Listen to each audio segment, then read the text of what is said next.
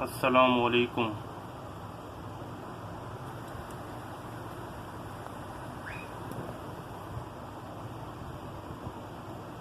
بنی اسرائیل کے 99 افراد کے قاتل کی توبہ۔ بخاری و مسلم میں بنی اسرائیل کے ایک قاتل کا واقعہ نقل کیا گیا ہے۔ حضور اکرم صلی اللہ علیہ وسلم نے اللہ کے یہاں توبہ کی قبولیت سے متعلق صحابہ کرام رضوان اللہ علیہم اجمعین کے سامنے بنی اسرائیل کے ایک قاتل کا نہایت خوبصورت اور ایمان افروز واقعہ بیان فرمایا کہ بنی اسرائیل میں ایک شخص چوری، ڈکیتی اور قتل میں بہت مشہور تھا اور نہایت معمولی بات پر کسی کو قتل کر دیتا تھا۔ ہوتے ہوتے اس کے ہاتھ سے 99 افراد کا قتل ہو چکا۔ اس کے بعد اس کے دل میں احساس پیدا ہوا کہ مجھے بھی تو اللہ کے یہاں جانا ہے۔ چنانچہ یہ فکر بڑھتا رہا اور لوگوں سے معلومات کرتے ہوئے سرگرداں پھرنے لگا کیا میری توبہ قبول ہو سکتی ہے یا نہیں۔ کسی عالم سے ملاقات کی فکر ہوئی تو کہ معلوم کیا جائے کہ ایسے شخص کی توبہ قبول ہو سکتی ہے یا نہیں۔ لوگوں نے ایک عابد شخص کے پاس جانے کا مشورہ دیا۔ اس شخص نے اس کے پاس جا کر مسئلہ معلوم کیا کہ کیا میری توبہ قبول ہو سکتی ہے اور کیا میری مغفرت ہو سکتی ہے جبکہ میں نے 99 انسانوں کی جان مار دی ہے۔ تو اس عابد کو مسئلہ معلوم نہیں تھا، تو اس نے اپنی عقل سے قیاس آرائی کی، جو آدمی 99 انسانوں کی جان مار سکتا ہے، اس کی مغفرت کہاں سے ہوگی؟ چنانچہ اس نے کہہ دیا کہ تیری توبہ قبول نہیں ہوگی۔ تو اس شخص نے غصہ اور جلال میں آ کر اس کو بھی قتل کر کے 100 پورے کر دیے۔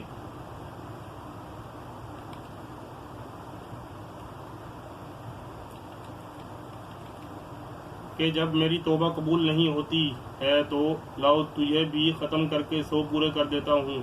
چنانچہ اس نے 100 پورے کر دیے، مگر اس کے دل میں تردو باقی رہا کہ میری مغفرت کی کوئی شکل ضرور ہوگی۔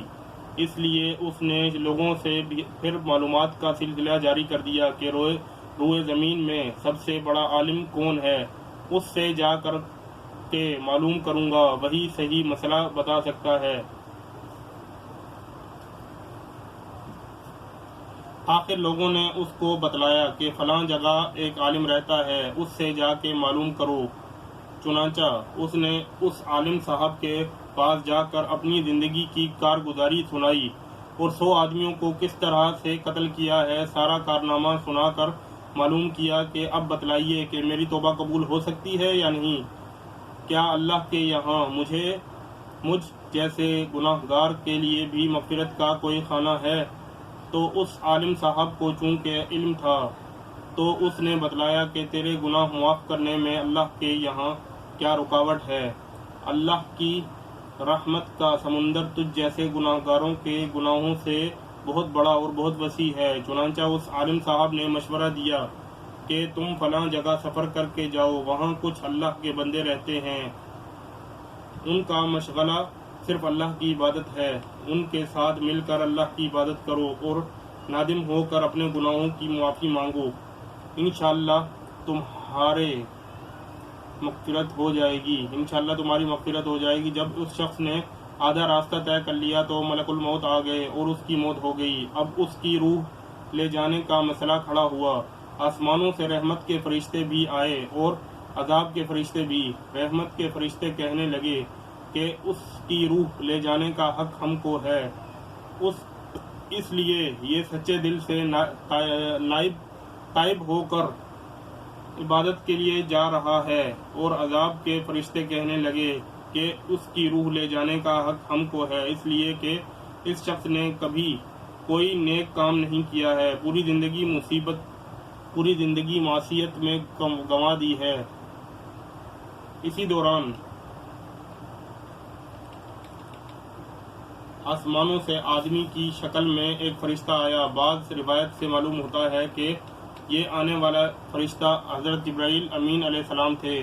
چنانچہ اس فرشتے نے تشریف لا کر ان دونوں طرح کے فرشتوں کے درمیان یہ فیصلہ کیا کہ دونوں طرف کی مسافت ناپ کر کے دیکھ لو، جہاں سے آ رہا ہے وہاں کی مسافت قریب ہے یا جہاں جا رہا ہے وہاں کی مسافت، لہذا جہاں کی مسافت قریب ہو اس شخص کو وہاں والوں میں شمار کر دیا جائے۔ چنانچہ دونوں طرف کی زمین ناپ کر دیکھی گئی تو جہاں جا رہا تھا وہاں کی مسافت جہاں سے آ رہا تھا اس کے مقابل میں صرف ایک بلشت قریب ہے۔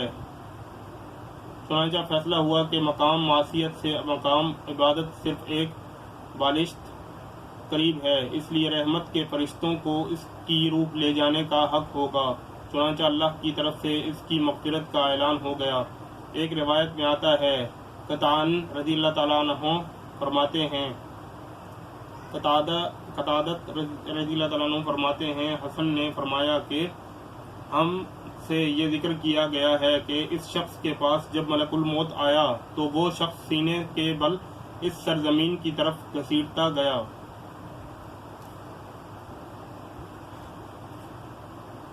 حدیث قدسی میں آتا ہے کہ میں اپنے بندے کے ساتھ اس کے گمان کے مطابق ہوتا ہوں اور وہ مجھے جہاں بھی یاد کرے میں اس کے ساتھ ہوں۔